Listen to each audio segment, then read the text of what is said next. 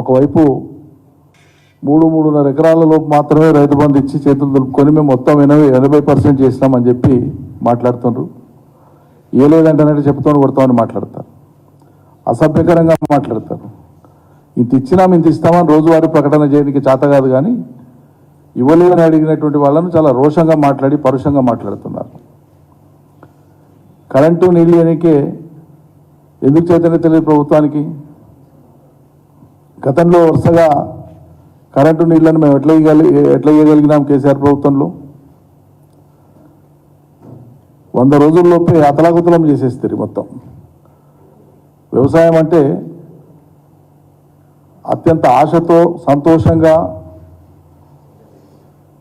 అప్పటిదాకా భూములను వదిలిపెట్టిన రైతులు సైతం, పట్టణాలలో ఉండేటువంటి రైతులు సైతం తిరిగి వచ్చి గ్రామాలలో వ్యవసాయాన్ని చాలా ఆపేక్షగా చేసేటువంటి పరిస్థితి మేము కల్పిస్తే మళ్ళీ వ్యవసాయం అంటే మునుపటి రోజులు గుర్తుకు తెస్తున్నారు. మరి దీని బదులు ఇంకేదైనా పని చేసుకొని బతుకుతున్నారు దేవుడా అనేటువంటి ఒక దుస్థితిని కాంగ్రెస్ ప్రభుత్వం కల్పిస్తూ ఉంది.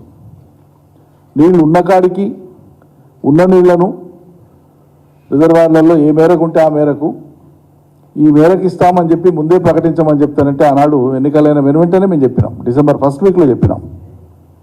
ఫలితాలు వచ్చి ప్రభుత్వం ఏర్పడిన వెనువెంటనే చెప్పినాం.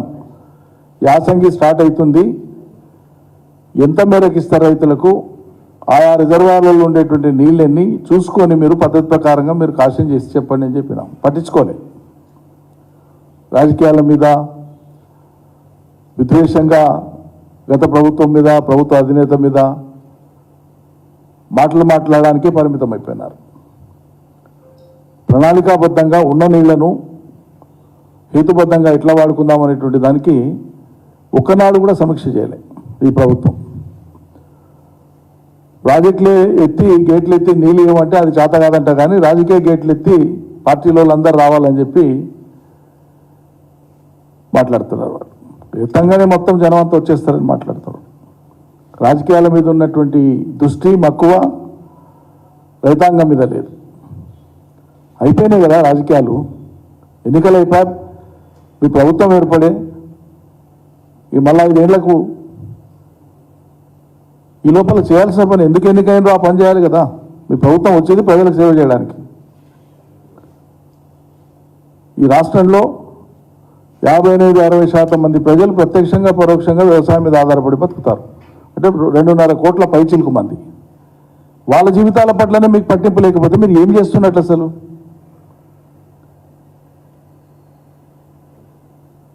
కొద్దిపాటి పనులు చేసి శాశ్వత రిపేర్ తర్వాత చేసిన జస్ట్ కాఫర్ డ్యామ్ కొద్దిగా వేసి నీళ్ళని ఆపుకొని లిఫ్ట్ చేసుకొని కాళేశ్వరం ద్వారా నీళ్ళు ఇచ్చుకోవచ్చు.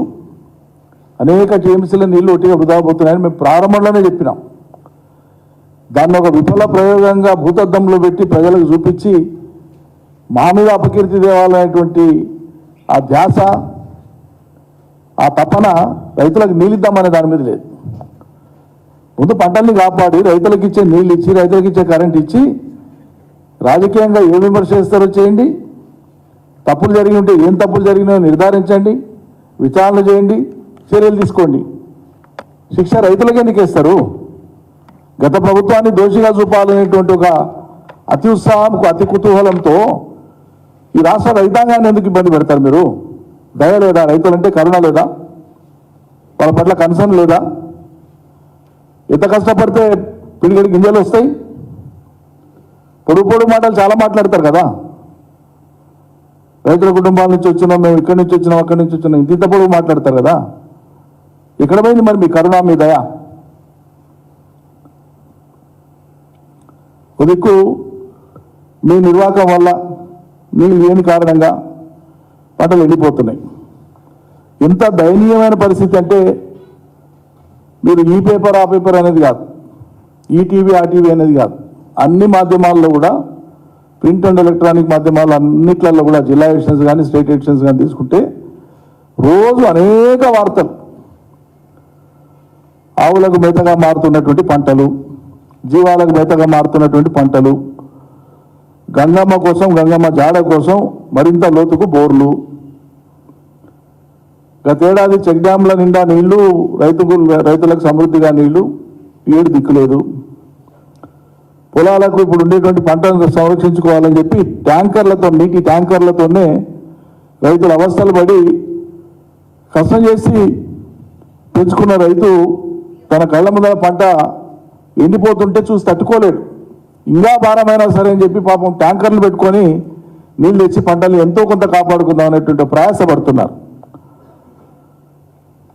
అనేక చోట్ల కరెంటు లేక రోడ్లు ఎక్కుతున్నారు. ఈ నీళ్ళు అడిగితే, కరెంట్ అడిగితే వాళ్ళ మీద కేసులు పెడుతున్నారు. ఇదేం దౌర్జన్యమండి, నాకు అర్థం కాదు. ఇప్పుడు పుట్లధాన్యం పండించేటువంటి రైతులు ఆ పంటల్ని జీవాలకు మేపాలంటే ఎంత బాధ, ఎంత శోకం, ఎంత వేదన ఉండాలి రైతుకు. తన కళ్ళ ముందే తన పంట పోతా ఉంటే ఇన్ని జరుగుతున్నాయి. మీ అధికార పార్టీ ఎమ్మెల్యేలు కానీ మంత్రులు కానీ కనీసం సందర్శన చేసి రైతులకు సాంత్వన కల్పించేటువంటి 4 మాటలు మాట్లాడి ధైర్యం చెప్పిపోయిన ఒక్కడైనా చేస్తున్నాడనండి? ఏం జరుగుతుంది ఈ రాష్ట్రంలో? అసలు రైతులు పట్టించుకుంటాడు ఎవడు ఉండడా? మేము పోయి మాట్లాడితే రాజకీయం చేస్తామంటారు. మీరు ఉన్నది ఎందుకు అధికార పార్టీ? సాంత్వన కల్పించాలి కదా రైతులకు. అదే ఎండింది పరిస్థితి, ఇది నేను ఏ రకంగా నన్ను ఆదుకోవాలని ప్రభుత్వం ఆలోచిస్తుంది. మేము చర్చ చేస్తాం, దీని మీద ఏదన్నా ఒక ఉపాయం కనుక్కుంటాం, చెప్పాలి కదా, భరోసా ఇవ్వాలి కదా. లేదు. అకాల వర్షాలు వచ్చినాయి, వడగళ్ల వాన పడ్డది, వడగళ్ల వానకు పంట నష్టం జరుగుతూ ఉంది. అది ప్రకృతి విపత్తు, మీ చేతి లేదు, మా చేతిలో ఎవరి చేతి లేదు. మేము దాని మీద విమర్శిస్తలేము. ఒకటే ఏం చెప్తున్నాం, మేము ప్రభుత్వంలో ఉన్నప్పుడు పోయిన సంవత్సరం కూడా ఫిబ్రవరిలో, మార్చి మొదటి వారంలో వడగళ్ల వానలు వచ్చినాయి. 2 దఫాలుగా వచ్చినాయి. నేను వ్యవసాయ శాఖ మంత్రిని. ఫస్ట్ డే వికారాబాద్ ప్రాంతంలో నేనే పర్యటనకు పోయిచ్చిన. ముఖ్యమంత్రి గారు ఆదేశిస్తే ఆనాడు వికారాబాద్ ప్రాంతంలో చాలా భారీ వర్షం పడ్డది. టమాటా తోటలు కానీ, మామిడి పూత కానీ, పిందె కానీ, కూరగాయలు కానీ పెద్ద ఎత్తున ధ్వంసం అయినాయి. ఒకసారి పోయిరా అంటున్నట్టు అర్జెంటుగా పోయిచ్చు. పోయి వచ్చినామో లేదో మరుసటి నాడే మహబూబాద్, నర్సంపేట ఆ ప్రాంతం అంతా కూడా అతలకుతలం అవుతుంది. పరకాల ఇదంతా కూడా సాక్షాత్తుగా ముఖ్యమంత్రి గారు అన్నారు నేనే వస్తాను పదా అని చెప్పి ఆనాడు కేసీఆర్ గారే బయలుదేరు. వాస్తవంగా నాకు అప్పుడు ఆపరేషన్ అయ్యింది. అంతకు 6 రోజుల ముందే, 5-6 రోజుల ముందే బుధం ఆపరేషన్ అయ్యిండే. అయినా రైతులకు మించినటువంటి గొప్ప పని ఇంకేముండదు అని చెప్పి పోయినాం, మాట్లాడినాం, సాంత్వన కల్పించినాం, చెప్పినాం రైతులకు. మన దగ్గరనే కాదు, ప్రపంచవ్యాప్తంగా ఎక్కడైనా సరే రిలీఫ్ అండ్ రిహాబిలిటేషన్ ఉంటుంది. పునరావాస చర్యలు కొన్ని చేపడతారు. మొత్తం నష్టపరిహారం ఇచ్చేటువంటి విధానం ప్రపంచవ్యాప్తంగా ఎక్కడ ఉండదు. కనీసం మనకు కొంత మేలయ్యేటువంటిది ఆలోచన చేద్దామని డిజాస్టర్ మేనేజ్మెంట్ యాక్ట్ ప్రకారంగా ఉండేటువంటి నామ్స్ పాటిస్తే ఎకరాకు 2,500, 3,000, 3,700 కంటే ఎక్కువ రాదు ఏ పంట అయినా. ఇప్పుడు ఈ దేశంలో అమల్లో ఉండేటువంటి డిజాస్టర్ మేనేజ్మెంట్ ప్రకృతి విపత్తుల చట్ట పరిధిలో ఇవ్వదలుచుకుంటే ఏ రాష్ట్ర ప్రభుత్వమైనా ఆయా పంటల బట్టి 2,500 నుంచి 3,700 కంటే ఎక్కువ ఇవ్వడానికి ఆస్కారం లేదు. కానీ మేము ఆనాడు ముఖ్యమంత్రి గారు అన్నారు రైతు పక్షపాతి కాబట్టి ప్రభుత్వంలో 1,000 కోట్లు ఖర్చు చేస్తుంటాం.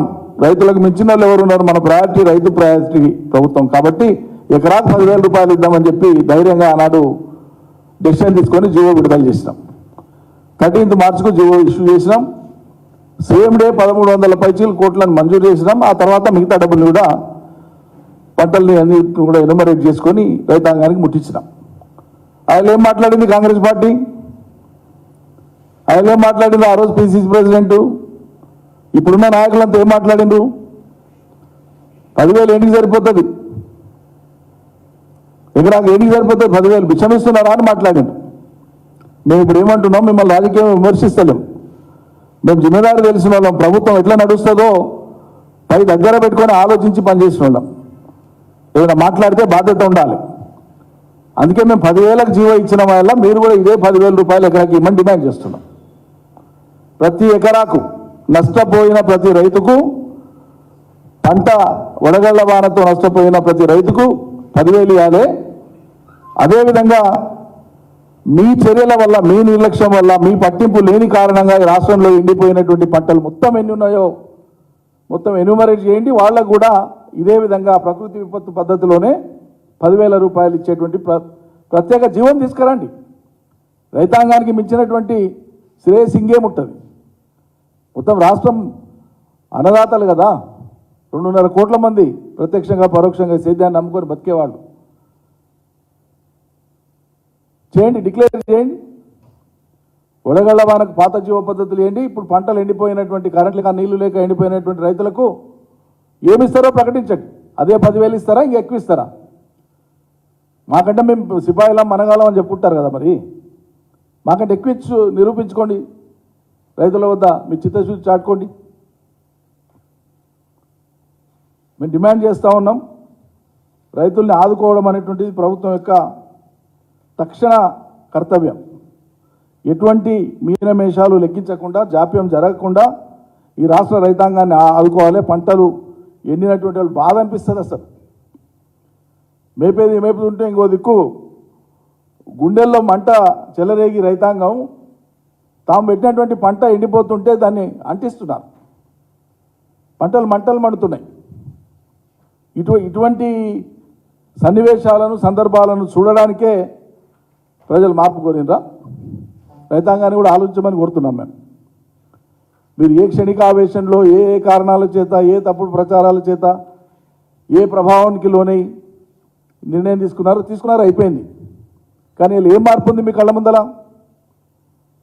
మీరే కదా సజీవ సాక్ష్యాలు. ఇంత గొప్ప మార్పు ఇప్పుడు సర్కారు తెస్తారనేనా మీరు వాళ్ళని తెచ్చుకొని నెత్తిన పెట్టుకున్నది? దయచేసి రైతాంగం కూడా ఆలోచించాలని చెప్పి నేను విజ్ఞప్తి చేస్తున్నా. రాష్ట్రంలో ఒక్క చోట ఒక రైతుకు ఏదన్నా నష్టం జరిగితే పరిగెత్తుకొని పోయేటోళ్ళం మేము, మా ఎమ్మెల్యేలు కానీ, మేము కానీ, ఇతర సహచర మంత్రులు కానీ. ఆనాడు ఇలా రాష్ట్ర వ్యాప్తంగా ప్రతి జిల్లాలో పంటలు ఎండుతుంటే ఒక ఎమ్మెల్యే బోర్డు, అధికార పార్టీ ఎమ్మెల్యే, ఒక మంత్రి బోర్డు, ఇదేం విచిత్రం అండి, నాకు అర్థం కాదు. ఫేస్ చేయరా సిచ్యువేషన్ని? పరిష్కారాలు లేవా అనుకుంటే? అసాధ్యమైనవా మానవులకు? చేయవచ్చు కదా ఏదో ఒకటి. ఓయప్ప కేసీఆర్ ఇన్ని అప్పులు చేసిండు, అన్ని అప్పులు చేసిండు, పెద్ద దుష్ప్రచారం చేసిరి. ప్రపంచంలో సంపన్న దేశమైన అమెరికా నుంచి పేద దేశాల దాకా అప్పులు అనేది వాళ్ళ ఆర్థిక వ్యవస్థలో భాగం. అప్పులు చేసి సంపద సృష్టిస్తారు, ఎకానమీని పెంచుకుంటూ పోతారు ఆయా సందర్భాలను బట్టి. ఇక దీన్ని మసిబుసి మారేడుకాయ చేసి తెచ్చిన అప్పుల మొత్తం ఏదో కేసీఆర్ ఇంటికి తెచ్చుకున్నట్లే, వాడుకున్నట్లే దుష్ప్రచారం చేసి చాలా నీచంగా చులకనగా మాట్లాడి ప్రజలను రెచ్చగొడుతుంది కదా. మరి 100 రోజులకే 16,400 కోట్లు ఎట్లా చేస్తారు మీరు? 100 రోజులకే 16,400 కోట్లు ఎట్లా చేసింది రేవంత్ సర్కార్? ఇవాళ ఏం చెప్తారు ప్రజలకు? మీరు చేస్తే గొప్పతనం, మంచితనం, ఇతరులు చేసింది చెడా? ఒకటి మాట్లాడే ముందు రేపు ఈ పరిస్థితి వస్తే ఏం జవాబు ఇవ్వవలసి ఉంటుందో అనేటువంటి స్పృహతో మాట్లాడాలి. ఎప్పుడు మాట్లాడినా ప్రభుత్వాలను నడిపేవాళ్ళు కానీ, ప్రభుత్వాలకు వద్దామనుకునేటువంటి వాళ్ళు కానీ. అలా మీరు మాట్లాడినప్పుడు మీకు స్పృహ ఉండాలి. అప్పుల గురించి మాట్లాడినప్పుడు నిలదీసి మాట్లాడతారు కదా. వాళ్ళు ఇలా ఎట్లా చేస్తున్నారు? కొన్ని చేసిండ్రు. మేము తొలి ప్రాధాన్యతగా రైతాంగాన్ని, వ్యవసాయాన్ని ఎంచుకున్నాం. అలా ఫలితాలు తెచ్చినాం, అద్భుతం చేసి చూపించినాం, దేశానికి అన్నపూర్ణంగా తెలంగాణను మలిచినాం. మరి మీరేమన్నట్లా చేసిన అప్పులకి వెళ్ళి రైతు బంధు ఇట్లా అందరికి ఇస్తారే? ఎందుకు ఇవ్వకపోతే? మరి అప్పులు బరాబర్ చేస్తే రైతు బంధు ఎనికే, రైతులకి ఎనికే పైసలు లేవు, గుత్తేదారుల బిల్లులు ఎనికే మాత్రం పైసలు ఉంటాయి. రైతు బంధుకి ఎనికే పైసలు లేవు. అందువల్ల ఈ ప్రభుత్వం పెట్టాల్సిన అంశాల మీద దృష్టి పెట్టకుండా పోయినంతకాలం గత ప్రభుత్వం మీద నిందలేసుకొని కాలం వెలబుచ్చాలనుకుంటే అది కుదరదు, సరిపోయిన వ్యవహారం కూడా కాదు. ఖచ్చితంగా స్పందించాలి.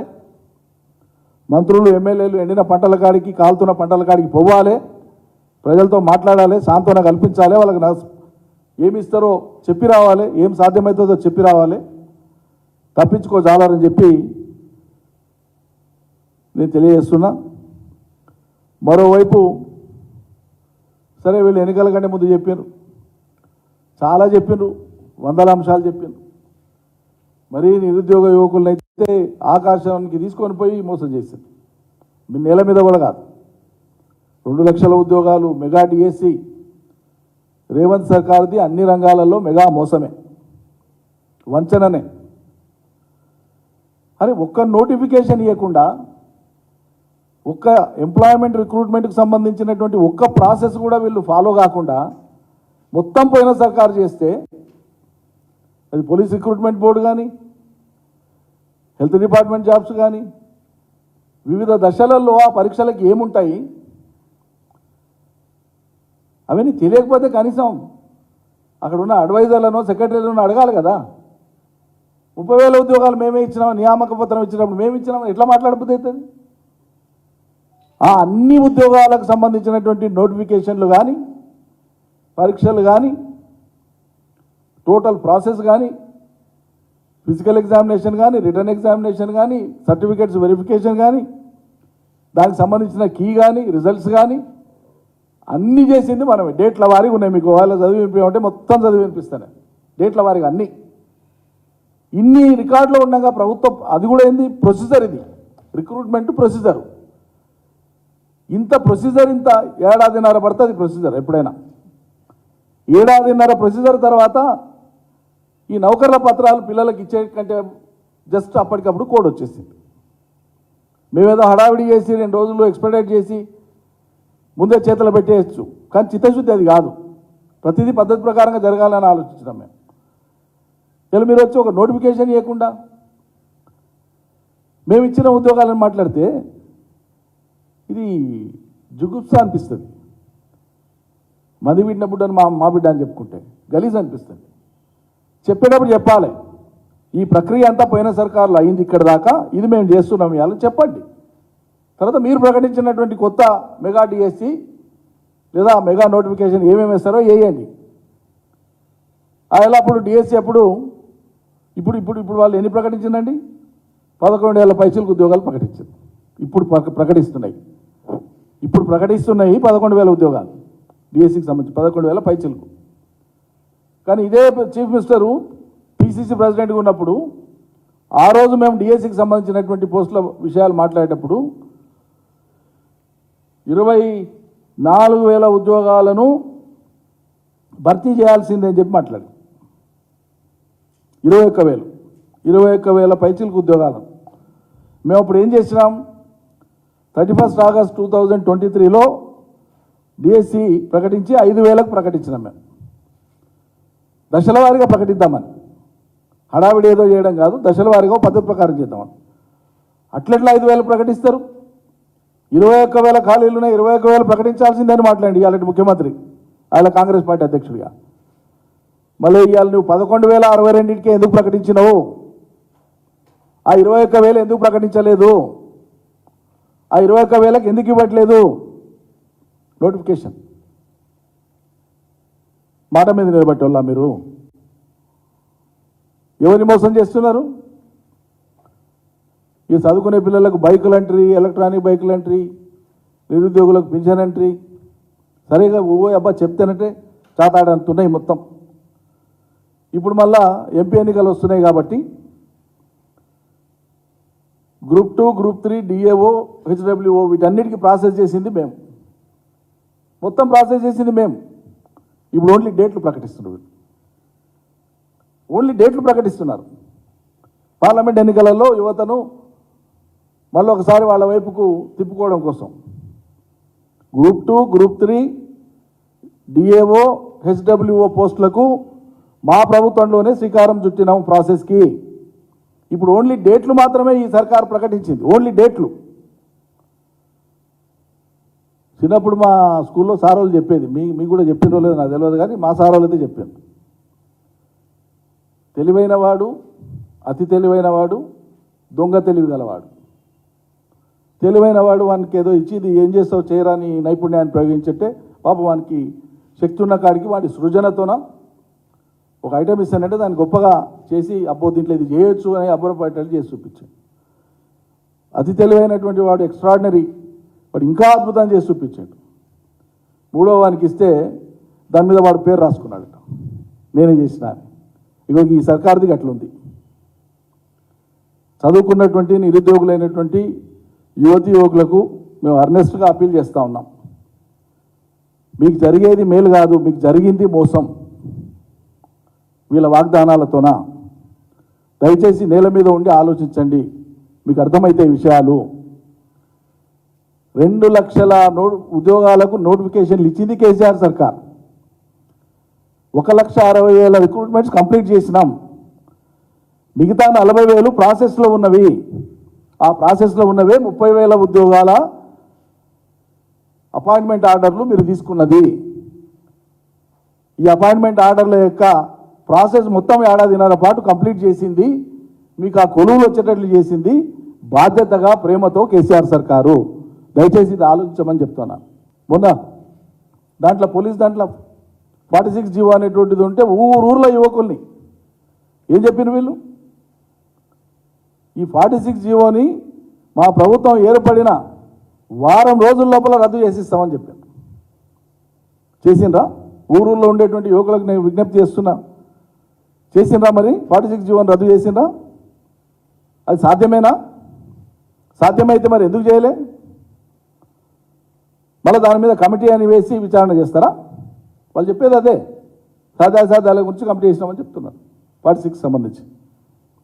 సో ఇట్లా మీరు ఏది తీసుకున్నా 100% వంచడం, మోసం చేయడం, తప్పుదారి పట్టేయడమే తప్ప చిత్తశుద్ధిగా నిజాయితీగా ఈ పని ఇట్లా చేస్తాం, ఇంత అవుతుంది, ఇంత కాదు, కాకపోవడానికి కారణాలు ఇవి, అయిన దానికి ఇది కారణం చెప్పాలి. ధైర్యం కావాలి దానికి, మానసిక నిజాయితీ కావాలి దానికి, ప్రజల పట్ల కన్విక్షన్ కావాలి దానికి.